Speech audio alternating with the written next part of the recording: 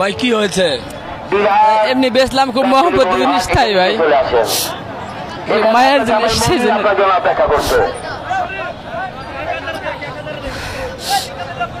কত দিয়ে বিক্রি হলো? 3,19,000 টাকা। কি নাম ছিল এটা? রাজ ছিল, রাজশাহী রাজ। কতদিন পালন করেছে? 3 বছর। 3 বছর পালন করেছে। একটা মোহাম্মত হয়ে গেছিল। শুভেচ্ছা, ঈদ মোবারক, ঈদ মোবারক, ঈদ মোবারক। সুন্দর হোক রাত্রিবেলার আপনাদের কেনা বেচা। এই ক্রেতা ভাইয়ের আমার, এই ব্যাপারী ভাইয়ের আমার। আপনি লালন পালন করেছেন? আমি লালন পালন করছি। মালামাল চলে বেহাল হবেন না। গরু ছাড়তে মন চাচ্ছে না। মালামাল টাকা পয়সা ভালোভাবে হেফাজতে রাখবেন। টাকা পয়সা গুনে নেওয়ার সময় ভালোভাবে দেখে গুনে নেবেন। ধৈর্য তো ধরাই লাগবে ভাই, কিছু তো করার নেই, তাই না? আপনি মন থেকে তো ছাড়তেই হবে, কিছু করার নেই। অবশ্যই ছাড়তে হবে।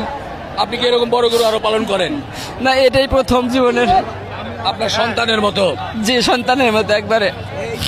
আপনার ছেলে মেয়ে কয়জন? 2 ছেলে 1 মেয়ে। এটা একটা সন্তানের মতো ছিল মনে হয়। এটা একটা সন্তানের, সেই তো আনন্দের বিষয়। গরুর ভিতরে, গড়ার ভিতরে গেলে না, ডাক দেওয়া মাত্রই আমার দিকে লক্ষ্য রাখে। দেখছেন না কেমনে আছে।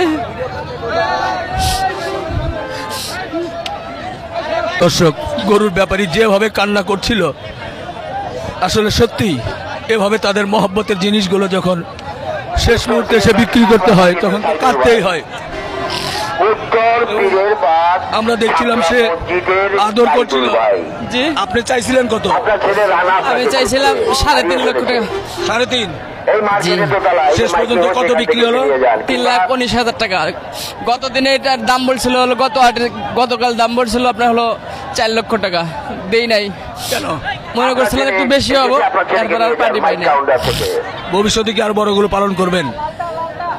না, আর একটা আমার বাড়িতে ছোট বাচ্চা এরকম আছে, এরই ভাগনা আছে, এর ভাগনা আছে, ওটা থাকবে ইনশাল্লাহ, আশা করি থাকবে। নাম কি বললেন এটার? এটার নাম রাজশাহী রাজ। রাজশাহীর রাজ। জি। কারা নিয়েছেন এই গরুটা? জি, কোন জায়গার লোক নিয়েছে? এই যে ওই ভাইয়ের বাসা যেন কোথায়, এই ঢাকার লোকাই নিছে। যাই হোক, গরু কি একটু দাম কম হয়ে গেল? হ্যাঁ, অবশ্যই কম হলো। এনার পিছনে আমার 4 লক্ষ টাকা খরচই আছে 3 বছর। এলাকায় বিক্রি করা যায়নি? এলাকায় বিক্রি করা মানে পাঠি পাই নাই। মাল দেখে যেখানে সেখানে ঘোরাফেরা করবেন না, ঘুমিয়ে পড়বেন না, খবরদার ঘুমিয়ে পড়বেন না। কয় টাকা বেচলেন?